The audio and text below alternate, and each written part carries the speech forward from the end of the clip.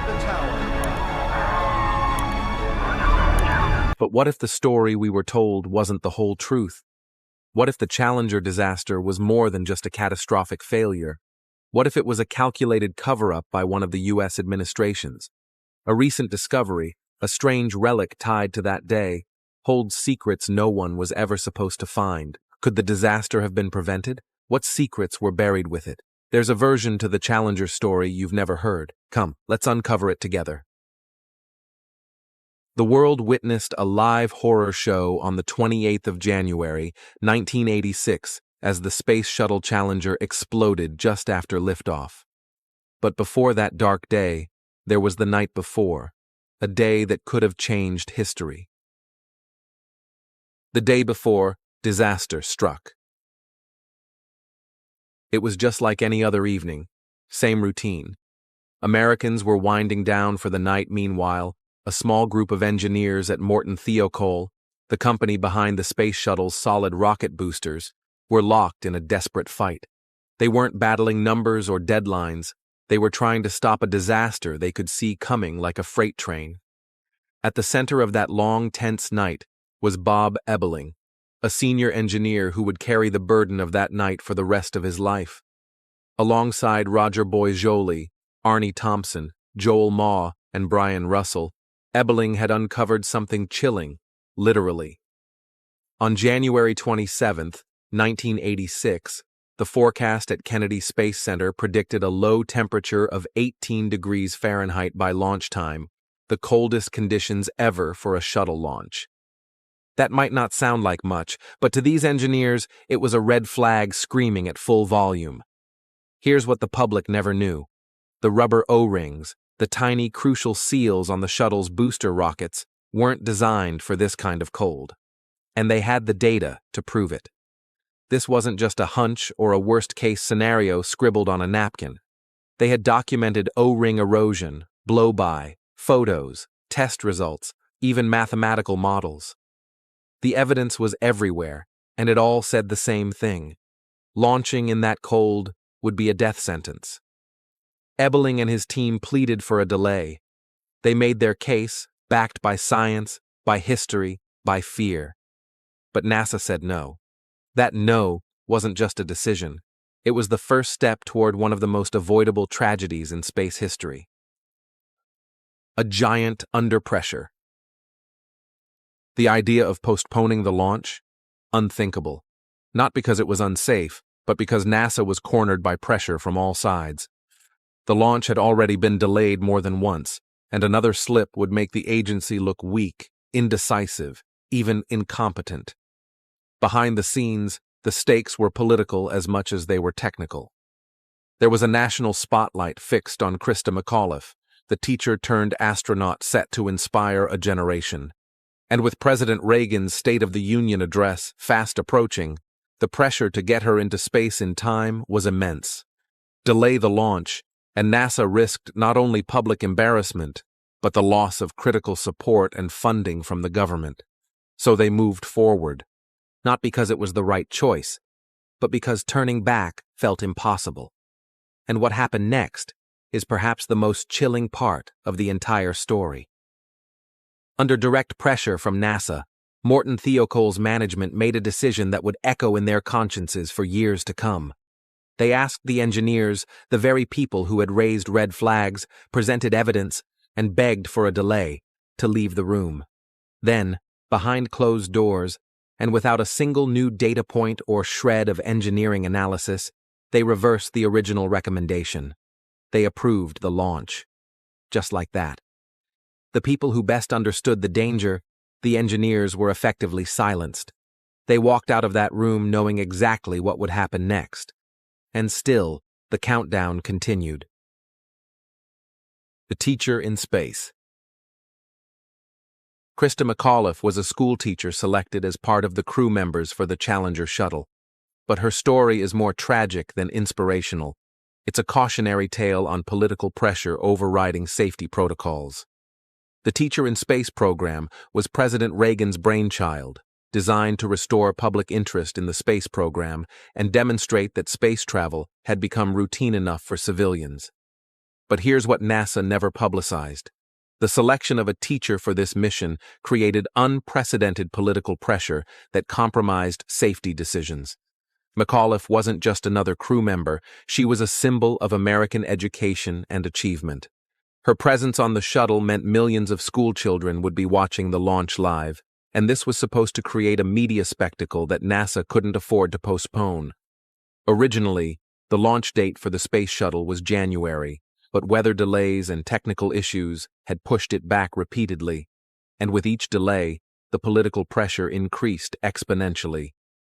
President Reagan had planned to mention the mission during his State of the Union address in January, but this only succeeded in creating an artificial deadline that had nothing to do with the readiness of the shuttle.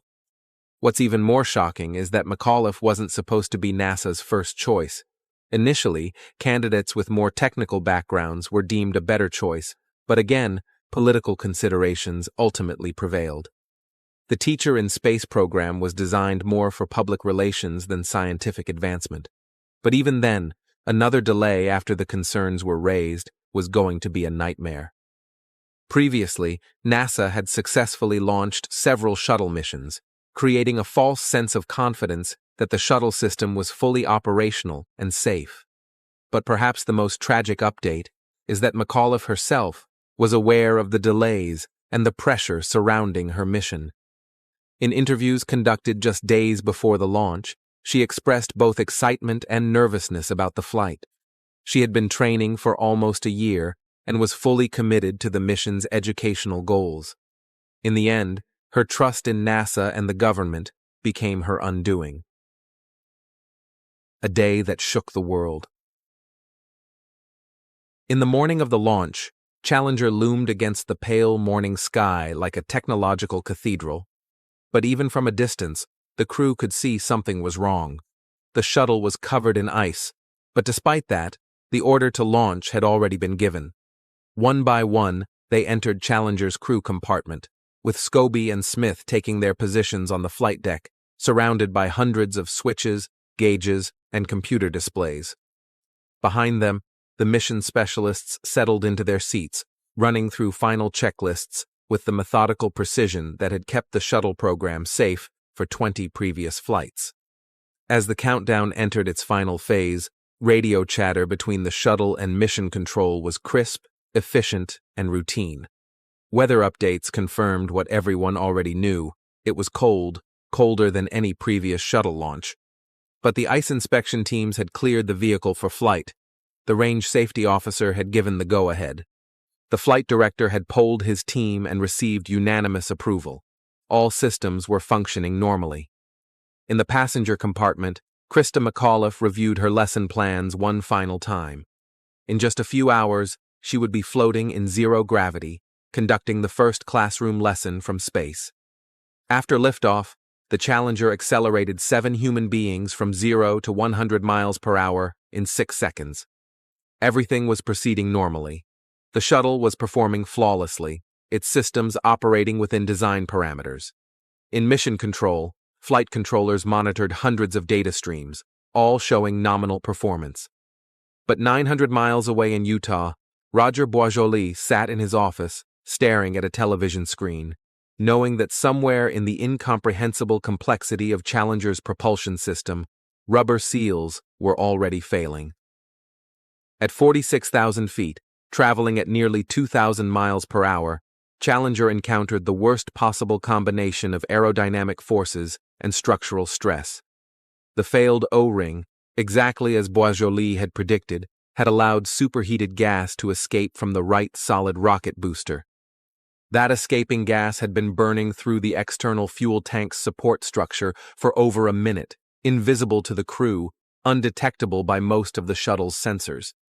The tank was structurally compromised, but it didn't explode, it ruptured, releasing 500,000 gallons of liquid hydrogen and oxygen into the atmosphere. The chemical reaction created a spectacular fireball that made the world believe it was an explosion. The shuttle itself and the cabin that carried the crew broke away from this fireball completely intact.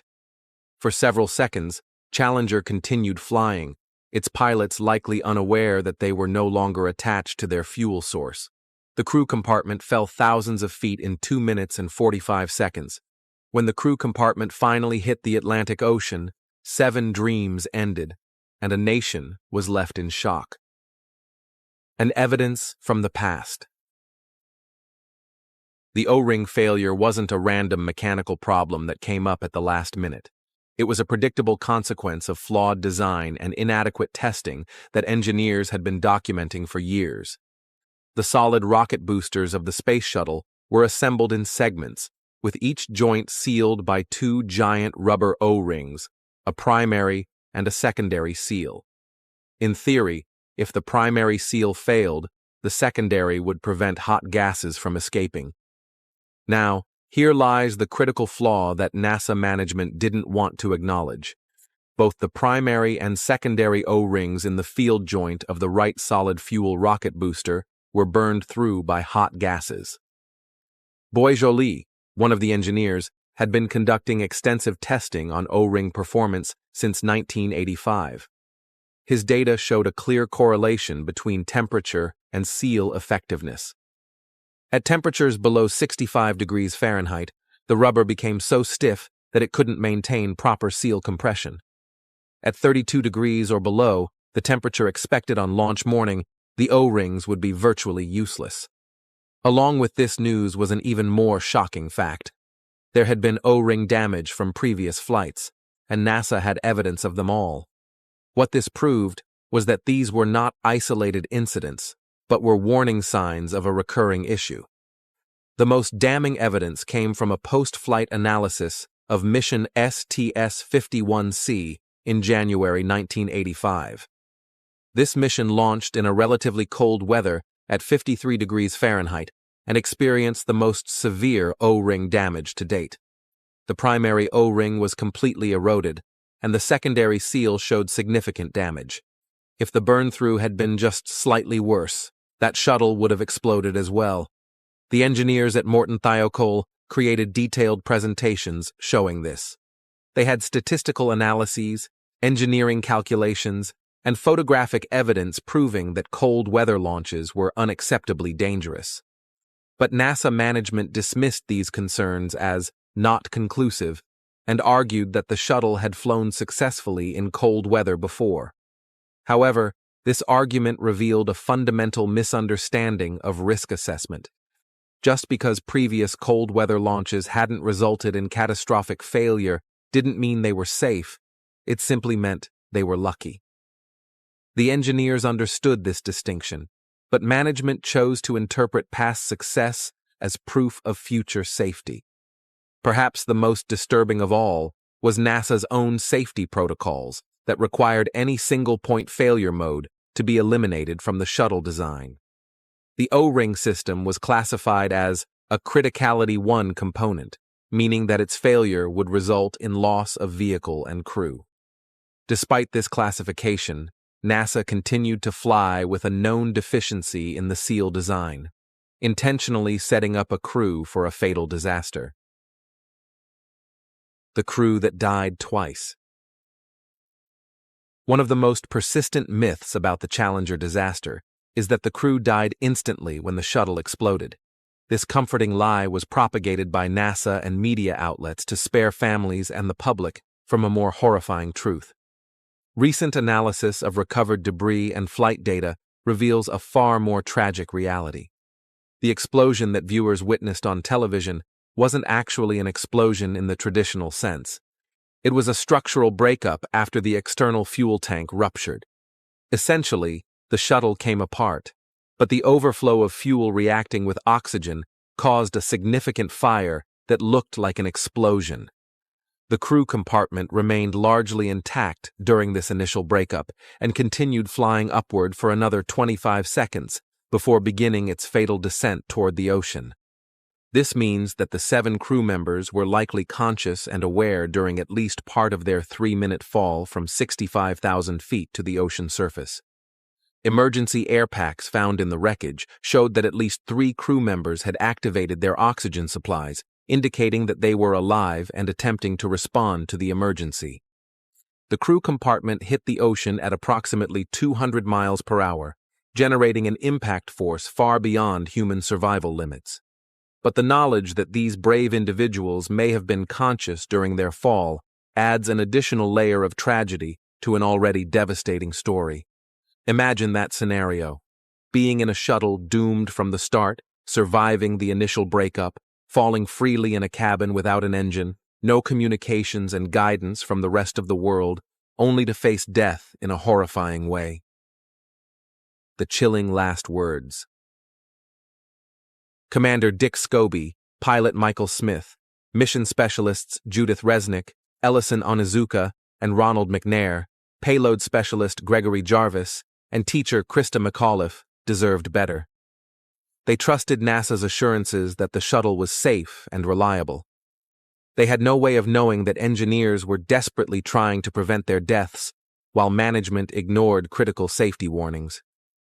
The recovery of the crew compartment took 73 days and cost millions of dollars.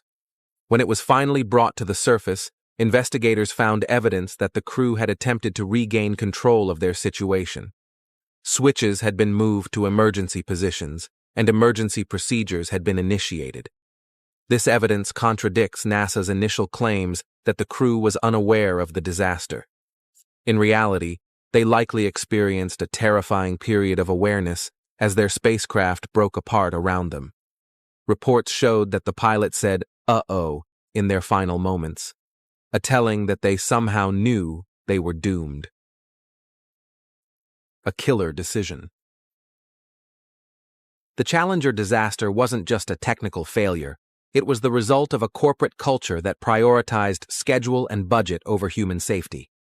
The relationship between NASA and its contractors in the 1980s created a perfect storm of conflicting incentives that made tragedy inevitable. Morton Thiokol was under enormous financial pressure to maintain their contract with NASA. The solid rocket booster program was worth hundreds of millions of dollars, and any significant delays or safety concerns could jeopardize future business. This created a culture where engineering concerns were viewed as obstacles to profitability rather than essential safety considerations.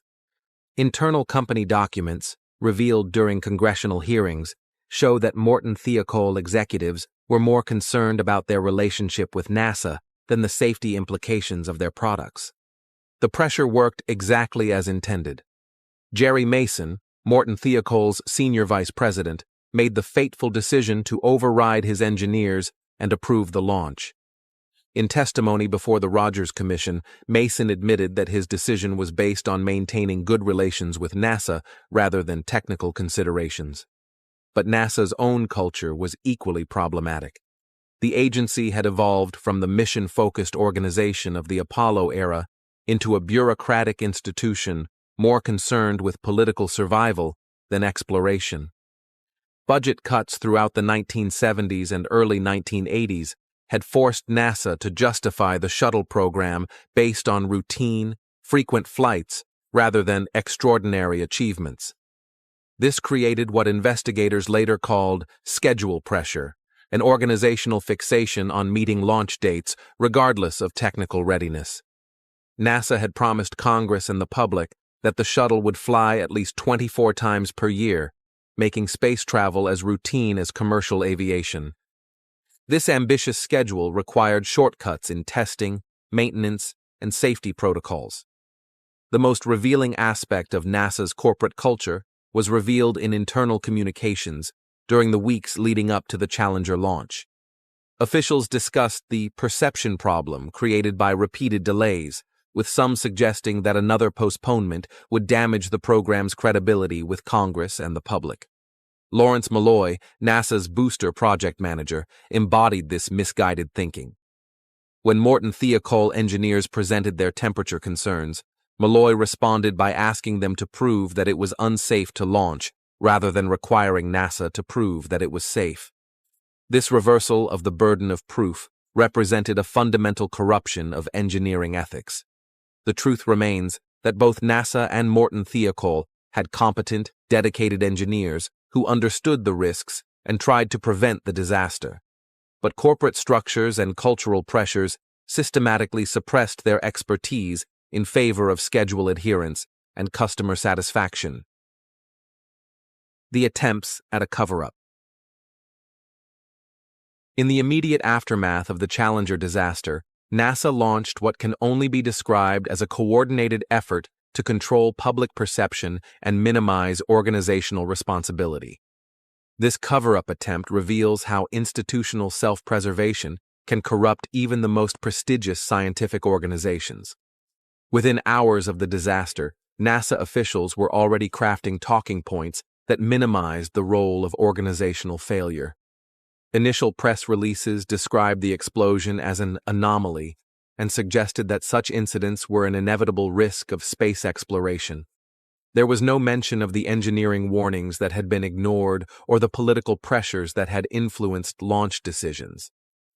The most shocking aspect of NASA's response was the systematic suppression of internal documents that revealed the extent of pre-launch concerns. Morton Thiokol engineers were instructed not to discuss their temperature analysis with investigators, and NASA officials claimed that technical concerns had been adequately addressed through normal review processes. This stonewalling strategy nearly worked. Initial media coverage focused on the technical complexity of space travel and the inherent risks of exploration. It wasn't until investigative journalists began questioning inconsistencies in NASA's official timeline that the truth began to emerge. The breakthrough came when Alan McDonald, Morton Thiokol's director of the Solid Rocket Motor Project, decided to break ranks and testify honestly before the Rogers Commission. McDonald revealed that he had refused to sign the launch recommendation on January 27th and had been present during the heated teleconference with NASA officials. McDonald's testimony opened the floodgates. Other engineers began coming forward with their own accounts of ignored warnings and suppressed concerns. Roger Boisjoli provided the commission with his detailed temperature analysis and photographs of O-ring damage from previous flights. But NASA's cover-up attempts didn't end with the Rogers Commission investigation. The agency continued to minimize the role of organizational failure in its official reports and training materials for years afterwards. It wasn't until the Columbia disaster in 2003 that NASA finally acknowledged the systemic cultural problems that had contributed to both tragedies. The most disturbing aspect of NASA's cover-up was the treatment of whistleblowing engineers. Both Alan McDonald and Roger Boisjoli faced professional retaliation for their honest testimony. McDonald was demoted and reassigned to lesser responsibilities, while Boisjoli was ostracized by colleagues and eventually left the aerospace industry entirely. This retaliation sent a clear message to other potential whistleblowers. Telling the truth about safety concerns would destroy your career. Speaking of careers, don't forget to like this video to save ours as we talk about the unseen heroes of the Challenger disaster. Untold stories and unsung heroes. Behind the corporate failures and political pressures that led to the Challenger disaster were individual engineers who risked their careers to prevent tragedy. Their stories represent the best of engineering ethics and the worst of organizational dysfunction. Bob Ebeling was one of 5 booster rocket engineers at a NASA contractor who tried to stop the 1986 launch of the Space Shuttle Challenger, which exploded just 73 seconds into its flight. For the rest of his life, Ebeling carried the burden of feeling that he hadn't done enough to prevent the disaster. In a 2016 interview, just months before his death, Ebeling revealed the emotional toll of the Challenger disaster. In his statements, he reflected on the impossible position that ethical engineers found themselves in when confronting organizational pressure to remain silent. On the other hand, Roger Boisjoli's story is equally tragic. As the lead O-ring specialist, he had the most detailed understanding of the seal problems and had been documenting his concerns for months. His July 1985 memo predicting catastrophe of the highest order was a desperate attempt to force NASA to address known deficiencies in the shuttle design. After the disaster, Boisjoli became a vocal advocate for engineering ethics and corporate responsibility. He testified before Congress, spoke at universities, and wrote extensively about the moral obligations of engineers to prioritize public safety over corporate loyalty. But his whistleblowing came at enormous personal cost. He was effectively blacklisted from the aerospace industry and struggled with depression and post-traumatic stress for years. Alan McDonald's story is perhaps the most inspiring example of moral courage in the entire Challenger saga. As Morton Theokole's representative at Kennedy Space Center, McDonald was in the unique position of being able to halt the launch even after his company's management had approved it. On the morning of January 28th, he refused to sign the final flight readiness certification, telling NASA officials that he wouldn't be responsible for killing the crew. But McDonald's protest was overruled by NASA management, who found other officials willing to sign the necessary paperwork. The launch proceeded despite his objections, vindicating his concerns in the most tragic way possible. What makes these engineers true heroes is their combination of technical expertise and moral clarity. They understood both the specific risks of cold weather launches and the broader ethical implications of proceeding despite known dangers. Their warnings weren't based on abstract theories or overcautious speculation. They were grounded in solid engineering analysis and professional experience. The discovery that started it all. The mystery of the Challenger space shuttle remained what it was for a long time, a mystery. But all of that changed when a discovery no one would have expected turned up out of nowhere. After the tragic event, NASA launched a rescue attempt, which only recovered the bodies of the crew and parts of the shuttle that could be found. The rest? Left to fate as they had sunk to the bottom of the ocean. In a surprising twist of fate, a 20-foot piece of the shuttle was discovered in 2022, decades after the initial wreckage. This piece was discovered by a film crew who were exploring the ocean floor and documenting their finds for a documentary on World War II. Imagine their surprise as they stumbled on a large fragment of the Challenger shuttle. The NASA branding of water tiles was unmistakable, and when they resurfaced, this piece was confirmed to be part of the ill-fated shuttle that crashed as it took off. On one hand, this discovery was a good thing. On the other hand, it brought back memories of lives lost, especially that of Krista McAuliffe. However, NASA acknowledged this find and announced that it will remain undisturbed at the site as a solemn reminder of those who lost their lives and a tragic day in spaceflight history. The aftermath that changed NASA forever. The Challenger disaster forced NASA to confront fundamental flaws in its organizational culture and technical practices. The changes that followed were comprehensive and long-lasting, beginning a process that transformed how the agency approached safety, risk assessment, and decision-making. The most visible change was the complete redesign of the solid rocket booster joints. Morton Thiokol engineers, working under intense scrutiny, developed a new joint design that eliminated the temperature sensitivity problems that had caused the Challenger explosion. The new design included additional O-rings, improved joint geometry, and extensive testing protocols. But it didn't end there. The technical changes were only part of NASA's transformation. The agency established new safety oversight organizations, including the Office of Safety, Reliability, and Quality Assurance, which reported directly to the NASA administrator rather than program managers. This organizational change was designed to ensure that safety concerns would receive high-level attention rather than being filtered through program management. NASA also implemented new decision-making processes that required explicit approval from multiple levels of management before proceeding with launches in marginal conditions. These processes were designed to prevent the kind of rushed decision-making that had characterized the night before Challenger's launch. The agency's relationship with contractors also changed significantly. New contractual requirements mandated that engineering concerns be communicated directly to NASA rather than being filtered through contractor management. This change was specifically designed to prevent the suppression of engineering dissent that had occurred at Morton Thiokol. Perhaps most importantly, NASA began acknowledging the inherent risks of spaceflight rather than promoting the shuttle as a routine transportation system. This cultural shift was reflected in more conservative flight schedules, more thorough risk assessments, and more honest communication about the dangers faced by astronaut crews. The shuttle program resumed flying in September 1988 with the successful launch of Discovery on mission STS-26. The gap between Challenger and return to flight was the longest suspension of a U.S. human spaceflight.